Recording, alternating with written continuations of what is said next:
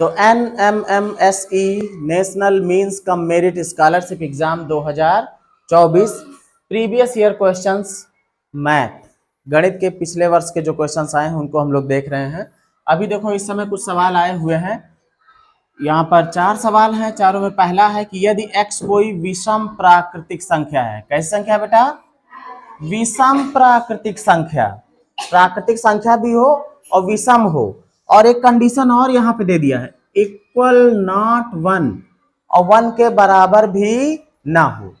मतलब कोई भी विषम प्राकृतिक संख्या हो लेकिन वो 1 नहीं होनी चाहिए, 1 के अलावा हो। तो विषम संख्या कौन सी होती भाई? 1 से शुरू होती, 1 3 5 7 9, लेकिन कह रहा है कि 1 को नहीं ले सकते हो, 1 को नहीं ले सकते हो, उससे आगे ले सकते हो। तो आप क्या ले सकते हो? 3 ले सकते हो। 2 क्यों लोगे? 2 तो सम है। आप 3 ले सकते हो, 5 ले सकते हो, 7 ले सकते हो। ठीक है, तो कह रहा है कि तो x स्क्वायर माइनस 1 और x स्क्वायर प्लस 1 का मासा होगा, का मासा होगा। अब देखो, जब विषम प्राकृतिक संख्या की बात की जाए, अगर हम मान लीजिए 3 को ले लेते हैं, किसको ले लेते हैं? 3 को, और इसमें x की जगह पे 3 रखते तो क्या मिलता? यहां पे आप रखते, हो जाता 3 का स्क्वायर माइनस 1, होता कि नहीं होता पहली संख्या में, और दूसरे में क्या हो जाता? 3 का स्क्वायर प्लस 1। इसको हल करते 3 3 9, 9 माइनस 1 तो ये 8 आ जाता। इसको हल करते 3 3 9, 9 प्लस 1 तो ये क्या हो जाता? 10 हो जाता। अब अगर इन दोनों के मासा की बात की जाए और अगर हम गुणनखंड करके देखना चाहें तो इसको लिख सकते हो 2 गुणे 2 गुणे 2। 8 को क्या लिख सकते हो? 2 गुणे 2 गुणे 2, 2 दूना 4 दूनी 8, और इसको लिख सकते हो 2 गुणे 5। जो दोनों में कॉमन है वही मासा होगा। मासा क्या निकल कर आ गया? 2। ये एक संख्या के लिए था। अगर देखते हैं कि जो 2 आएगा विकल्प वो हमारा सही है कि नहीं है, किसी और के लिए भी ट्राई कर लो। अगर 5 के लिए करते तो क्या होता? 3 के बजाय किसको लेते? 5। अगर 5 लेते तो क्या होता? 5 5 25, 25 माइनस 1 यानी कि क्या आता? 24 आता। और फिर यहाँ पे 5 25, 25 प्लस 1 मतलब कि 26 आता। अब इन दोनों का मासा क्या हो सकता है भाई? इसको आप क्या लिख सकते हो? अगर छोटे छोटे उसमें ग्रुप में छोटे छोटे कर 2 2 4 2 6, 2 दूना 4 4 दूनी 8 8 दूनी नहीं 2 दूना 4 4 दूनी 8 8 तिरिक 24, 24 तो लाना है। 2 दूना 4 4 दूनी 8 8 तिरिक 24, और इसका 2 गुणे 13, 2 गुणे 13। अब देखो दोनों में क्या कॉमन मिलेगा? केवल और केवल 2 कॉमन मिलेगा। इसका मतलब कि इसमें विकल्प सही कौन सा होना चाहिए? दूसरा।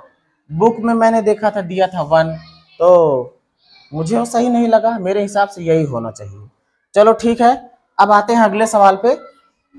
जब इस तरीके के बीजीय व्यंजक दिए हुए हों तो इनका मासा कैसे निकाला जाता है? बहुत सिंपल सा तरीका है, इसमें भाग विधि वाला देने की जरूरत नहीं होती है, बस सबका गुणनखंड करके लिख लो। जैसे हम लिखें अगर 14x क्यूब y को क्या लिख सकते हैं? 14 को लिख सकते हो 2 गुणे 7। ठीक है, एक भी गुणनखंड में आएगा, एक तो सभी का रहता है इसलिए हम उसको नहीं लिख रहे हैं। x क्यूब को क्या लिख सकते हो? x गुणे x गुणे x, फिर कौन है? y है। इसी तरीके से 21xz क्यूब, इसको क्या लिख सकते हो? 3 सते 21, है ना? 21 का बन गया, x है गुणे x, फिर गुणे z क्यूब है, मतलब कि z गुणे z गुणे z। फैक्टर हो गया सबका। मासा निकालने के लिए क्या तरीका बताए थे? जो दोनों में कॉमन हो।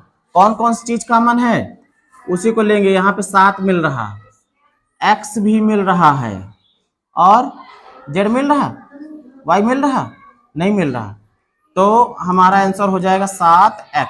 विकल्प कौन सही? पहला। इसमें देखो कह रहा है इनका मासा निकालिए। आप चाहे जिस विधि से इसका मासा निकाल लो, चाहे भाग विधि से निकाल लो और चाहे गुणनखंड विधि से निकाल लो। भाग विधि से अगर करना हो तो पहले 2 बड़ी संख्याओं को लेंगे, जैसे 36 और 60, है ना? 36 से भाग दे दो किसको? 60 को।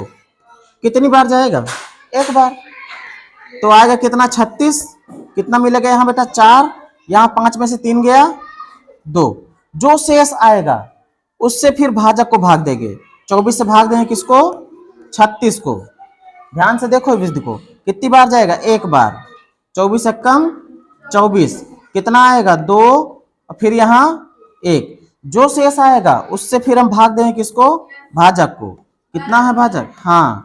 अब ये 12 दूनी 24, जहां पर शेष 0 हो जाए तो वो वाला भाजक जो है वो मासा हो जाएगा। ये यहां पर मासा निकल कर आया कौन? 12, लेकिन ये 12 मासा है भी किसका? 60 का और 36 का। चेक करो कि क्या मासा हमारा इस वाली संख्या को भी काट रहा कि नहीं काट रहा? 12 दूनी 24। इससे पता लग गया कि ये जो 12 है वो तीनों संख्याओं का मासा है। अगर ना कटता तो फिर से हम जो है इसको भी भाग देना शुरू करते, फिर उसमें भी शेष वाला सिस्टम देखते।